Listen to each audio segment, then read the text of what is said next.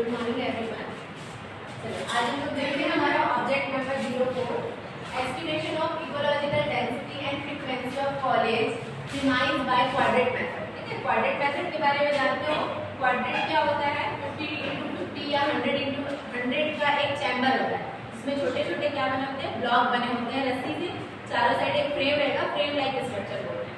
तो हम लोग इसका यूज क्यों करते हैं? जितने भी हमारे आसपास के क्षेत्र में जो स्पीसीज पाया जाता है ना, उस स्पीसीज की संख्या को ज्ञात करने के लिए। अब हम हर एक स्पीसीज को पकड़कर तो नहीं ज्ञात कर सकते, छोटे छोटे जो है उसका नंबर जो है ना, अगर बड़े साइज के कोई स्पीसीज है तो सीधा उसको काउंट करोगे, जैसा बोला जाए कि क्लास में कितने स्टूडेंट हैं तो आराम से काउंट कर सकते हो। लेकिन बोला जाए कि कॉलेज कैंपस में कितने एंड्स पाए जा रहे हैं, कितनी बटरफ्लाइज हैं, तो हर एक को पकड़ के काउंट कर पाओगे क्या? नहीं कर सकते। तो ऐसे जो छोटे स्पीसीज जिसको हम प्रॉपर हेड कैप्चर करके उसको हम लोग काउंट नहीं कर सकते, उसके लिए किसका यूज किया जाता है? क्वाड्रेट मेथड का यूज किया जाता है। तो हमारे प्रैक्टिकल में क्वाड्रेट मेथड के थ्रू डेंसिटी और फ्रीक्वेंसी दो चीजें हमको क्या करना है? निकालना है। तो हमने क्या किया, क्वाड्रेट लेकर हमारे कॉलेज के जो डिफरेंट एरिया है, गार्डन वगैरह, वहां पर ले जाकर हमने 10 टाइम्स है ना, टोटल नंबर 10 टाइम्स हमने क्या किया, क्वाड्रेट को रखा और हर एक क्वाड्रेट में पाए जाने वाले जो स्पीसीज की संख्या है उसको काउंट करके अपने साथ में क्या रखा था, कॉपी और पेन। कॉपी पेन में क्या करते गए, नोट करते गए। जिस स्पीसीज को हम आइडेंटिफाई कर पा रहे थे उसका नाम लेकर हम उसको लिख रहे थे कि हमको इस क्वाड्रेट में इतनी संख्या मिली, इस क्वाड्रेट में इतनी संख्या मिली। उसके बाद फिर हम आगे इस डेटा को हमारे पास राइट डाउन किए। जब हम प्रैक्टिकल में नोट करते हैं तो सबसे पहला हमारा ऑब्जेक्ट आ जाएगा, दूसरा रिक्वायर्ड मटेरियल जिसमें हमारा मेन जो था काम क्या था, क्वाड्रेट का था, जो हमने 50x50 वाला यूज किया, मतलब उसकी जो संख्या थी 50x50 दोनों साइड थी। ठीक, मेजर करने के लिए हमने मीटर स्केल लिया, पेन और कॉपी का यूज किया। उसके बाद देखेंगे प्रोसीजर होता है। प्रोसीजर में हमको वो सारे स्टेप लिखने होते हैं जो हमने फॉलो अप किया, कि क्वाड्रेट कहाँ ले जाकर रखे, कितने बार रखे, कैसे कैसे एरिया में। अब देखो तुम देख के ऑब्जर्व कर पा रहे हो कि उस जगह पे कोई स्पीसीज है नहीं, तो वो तो वेस्ट है ना, तो तुमको लग रहा है कि वहाँ पे स्पीसीज की बायोडाइवर्सिटी है। बायोडाइवर्सिटी और डाइवर्सिटी में भी मैंने डिफरेंस बताया था। जब सेम टाइप के स्पीसीज हैं तो हम उसको क्या बोलते हैं, डाइवर्सिटी बोलते हैं, और जब अलग अलग टाइप के स्पीसीज हैं तो हम उसको बोलते हैं बायोडाइवर्सिटी। तो एक ही टाइप का स्पीसीज मिलेगा वो भी हमारे काम का नहीं, हमको इच क्वाड्रेट में कम से कम अलग अलग टाइप के स्पीसीज मिलने चाहिए, तो वो हमने लिखा। उसके बाद ऑब्जर्वेशन टेबल बनाना है हम लोग को, अवलोकन सारणी। ये अवलोकन सारणी में हमको सारी चीजें क्या करनी, इंक्लूड करनी, जो हमने देखा जो हमको आगे जरूरत पड़े, क्योंकि फ्रीक्वेंसी, डेंसिटी और जो अवेयरनेस है वो फॉर्मुलेटेड क्वेश्चन है ना, मतलब जिसको बनाने के लिए हमको क्या चाहिए रहता है, नंबरिंग वाली चीजें चाहिए। ठीक, तो हमने जब ऑब्जर्वेशन किया क्वाड्रेट मेथड के थ्रू तो हमको 6 टाइप के अलग अलग स्पीसीज दिए है ना। अब उन 6 स्पीसीज को सीरियल नंबर के साथ नेम ऑफ स्पीसीज डाल देना है।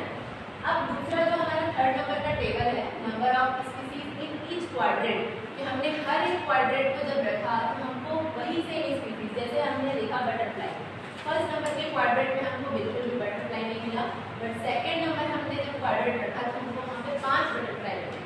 फिर नेक्स्ट हमने ऐसे कर करके 10 बार अपने क्वाड्रेट को रखा, तो इस प्रकार से किसी क्वाड्रेट में बटरफ्लाई मिल रहा था, जहाँ नहीं मिला था वहाँ हमने 0 क्वांटिटी नोट आउट कर दिया। ठीक है, वैसे देखोगे कि 6 प्रकार की स्पीसीज, तो ये लिखने का सिस्टम समझ आया कि कौन से क्वाड्रेट में कितनी संख्या में मिल रही है। जैसे देख लो टर्माइट्स का, तो पहले बार में 1 ही मिला, तो दूसरे में 2 था। अब क्या होता है कि हम अगर प्लांट की स्टडी करते हैं तो वो तो नॉन मूवेबल है, वो तो रहेगा चुपचाप, है ना। लेकिन स्पीसीज क्या होता है, हमारे जो जीव जंतु की करेंगे तो वो तो मूवेबल है। कभी क्वाड्रेट को रखे, क्वाड्रेट के अंदर काउंट कर लिए, थोड़ी देर में वो बाहर चला गया।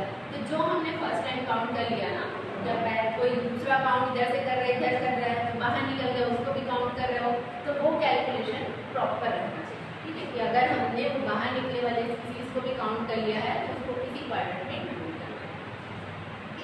अब लास्ट में देखो नंबर ऑफ स्पीसीज। नेक्स्ट जो हमारा टेबल है, हमारा जो नेक्स्ट कॉलम है, इसमें हमको क्या करना है, हमारे जो 10 बार क्वाड्रेट के रखने पर कौन सी स्पीसीज की संख्या कितनी मिली। जैसे बटरफ्लाई को काउंट करो, कितना होगा टोटल बटरफ्लाई, 10 बार रखने पर 10। नेक्स्ट जो स्पीसीज है उसको काउंट करो, बग्स का 4 4 8 3 11। ठीक है, नेक्स्ट वाले को देखो 4। फिर अगले का देखो स्पाइडर, टर्माइट्स को देखो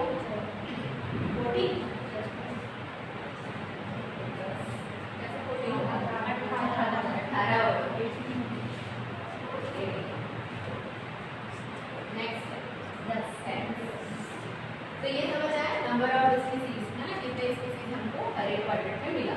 अब नेक्स्ट जो कॉलम है number of quadrant where species found, है ना, कि कौन कौन से, देखो हर जगह मिल रहा है क्या स्पीसीज, नहीं मिला। 10 बार हमने क्वाड्रेंट रखा, कितने बार स्पीसीज मिला है हमको, 3 बार, तो वो हमको ड्रॉप आउट करना है, ठीक। अब नेक्स्ट वाले में कितने बार मिला है, 3 बार मिला है। फिर अगले वाले में देखो कितने बार मिला है, 4 बार। फिर नेक्स्ट में देखो नंबर 10 टाइम्स, है ना। फिर अगले वाले में देखो 8, फिर अगले में 2 बार, इस तरीके से। तो ये तो बताया क्वाड्रेंट की वो संख्या लिखनी है जहाँ पे स्पीसीज हमको मिला है।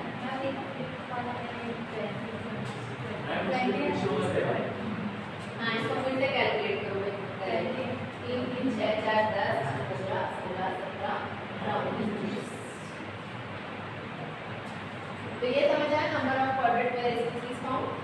अब नंबर ऑफ स्टडीज क्वाड्रेंट, हमने कितने बार क्वाड्रेंट को रखा स्टडी करने के लिए, अपनी स्टडी के लिए, वो तुम्हारे ऊपर है। तो 5 बार रख के निकाल सकते हो, 10 बार रख के निकाल सकते हो, 15 बार, बड़ा कॉलेज कैंपस है तो 20 बार 25 बार, ठीक है, ऐसा कर सकते हैं ना। तो हमने कितने बार रखा अपने क्वाड्रेंट को, 10 टाइम्स। तो हर एक में 10 बार लिखना है। हमने हर एक स्पीसीज के स्टडी के लिए क्या किया है, 10 टाइम्स क्वाड्रेंट को रखा है। अब हो सकता है हर एक स्पीसीज हर एक क्वाड्रेंट में मिला हो, कुछ स्पीसीज कहीं भी ना मिला हो, ऐसा भी होता है। अब फ्रीक्वेंसी के लिए फॉर्मूला है ना, फ्रीक्वेंसी के लिए स्पेसिफिक फॉर्मूला दिया हुआ है, उसको लगाते हुए हमको हर एक स्पीसीज का क्या निकालना है, फ्रीक्वेंसी निकालना है। फॉर्मूला देखो फ्रीक्वेंसी का, quadrant in which species found, मतलब क्वाड्रेंट की वो संख्या लिखनी है जहाँ पे स्पीसीज प्राप्त हो, डिवाइडेड बाय टोटल क्वाड्रेंट। अब टोटल क्वाड्रेंट तो हमारे पास क्या है, फिक्स है, 10 ही है ना, लेकिन हमने जो quadrant in which species found है वो देखो अलग अलग संख्या मिला है हमको, कि क्वाड्रेंट में जहाँ जहाँ पे स्पीसीज हमको मिला उसकी संख्या अलग अलग है। अब फ्रीक्वेंसी जो है वो परसेंटेजेस बेस में निकलता है, तो इसमें हम लोग क्या कर देते हैं, इनटू 100, ठीक। तो हर एक 6 स्पीसीज का तुमको कैलकुलेशन करना है। तो चलो सबसे पहले वाले का निकालो। सबसे पहला जो उनको अपने कॉपी में हर एक का लिखना है ना। यहाँ पे जैसे पहला स्पीसीज बटरफ्लाई लिखोगे, फ्रीक्वेंसी ऑफ बटरफ्लाई, ठीक, ऐसा लिखना है तुमको first time, frequency of butterfly. तो क्या आ जाएगा, quadrant in which species found, कितने क्वाड्रेंट में मिला, 3 जगह मिला है ना। तो 3 डिवाइडेड बाय हमने कितना टोटल क्वाड्रेंट लिया था, 10 इनटू 100, कितना आएगा आंसर, ये 0 कट गया, 3 इनटू 10 30 आया फर्स्ट का फ्रीक्वेंसी। मतलब जो बटरफ्लाई है हमको 2 जगह 3 जगह मिला, टोटल संख्या 10, लेकिन उससे हम फ्रीक्वेंसी निकालते हैं अगर, है ना, घनत्व अगर निकालते हैं तो कॉलेज में कितना हो सकता है, लगभग 30 बटरफ्लाई के स्पीसीज हमको देखने को मिल सकते हैं। भले हमने पूरा 30 काउंट नहीं किया, क्योंकि हम तो 10 ही जगह क्वाड्रेंट को रखे ना, हर जगह जाके तो नहीं रखे। और कई बटरफ्लाई ऐसे होगा जहाँ पे पहुँच रहा है वहाँ से उठ के दूसरे जगह चला गया, कुछ बटरफ्लाई कभी काउंट में आ ही नहीं सकती, ठीक। तो ये पहले वाले को है। दूसरे का उसी तरीके से निकालो, बग्स का कितना है, क्वाड्रेंट की संख्या कहाँ कहाँ पे मिला, 3 जगह ही मिला है ये, है ना, तो सेम आएगा। तो नेक्स्ट अपन दूसरे का देखिए, जैसे स्पाइडर का देखो, स्पाइडर कितने जगह मिला है, 10 जगह मिला ना। तो 10 डिवाइडेड बाय 10 इनटू 100 कितना आएगा,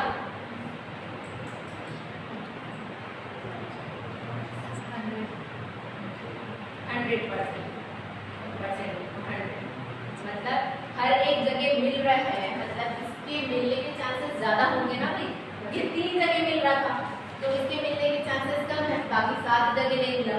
अब स्पाइडर जो है वो हर जगह मिल रहा है तो इसकी संख्या ज्यादा होने के चांसेस हैं, क्योंकि हर एक अगर 10-10 मीटर की भी रेंज में तुम क्वाड्रेंट को रख रहे हो तो भी हर जगह मिल रहा है, तो स्पाइडर के मिलने का चांसेस सबसे ज्यादा रहता है। वो टोटल उसका फ्रीक्वेंसी आ जाएगा 100।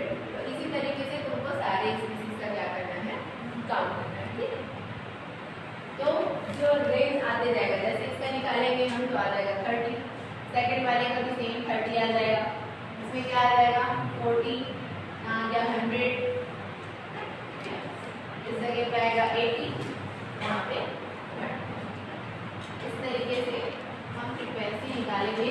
फ्रीक्वेंसी थोड़ा इजी पड़ता है, इसको निकालने के बाद हमको ग्राफ भी बनाना है ना, तो ये पहले बना लो, टेबल ड्रॉ कर लो, उसके बाद में मैं ड्रा करूँगा।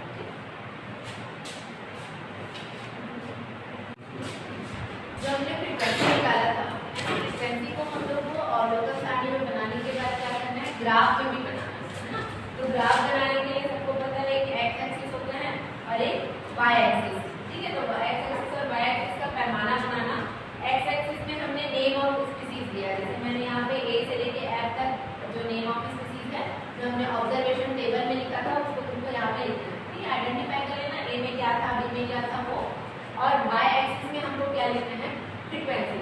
ठीक है, फ्रीक्वेंसी जो हमने निकाला है वो हम y एक्सिस में लिखेंगे। तो सबसे पहले देखो एक जो स्पीसीज था, ये एक कॉलम छोड़ के जिसको बनाना है। ठीक है, ए जो स्पीसीज था जो बटरफ्लाई था ना, इसमें कितना फ्रीक्वेंसी आया, बटरफ्लाई का कितना फ्रीक्वेंसी आया है लोग बता देगा, उसका 30 आया है ना। तो 30 डेज तक हमको क्या करना है, ग्राफ ड्रॉ। तो ये सीधे सीधे देख के तुमको पता चल जाएगा कि ए जो स्पीसीज था उसका फ्रीक्वेंसी कितना आया था, 30। बी वाले स्पीसीज का कितना आया है, सेम 30। सी का बताओ,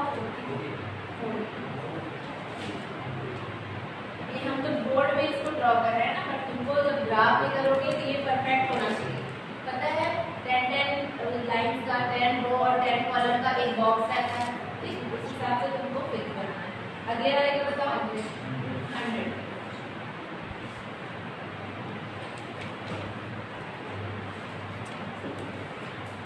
फिर नेक्स्ट का कितना है, 80।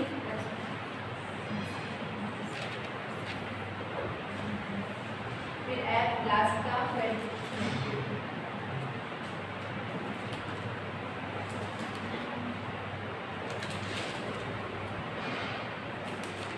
इस तरीके से हमारा क्या होगा, फ्रीक्वेंसी का ग्राफ है।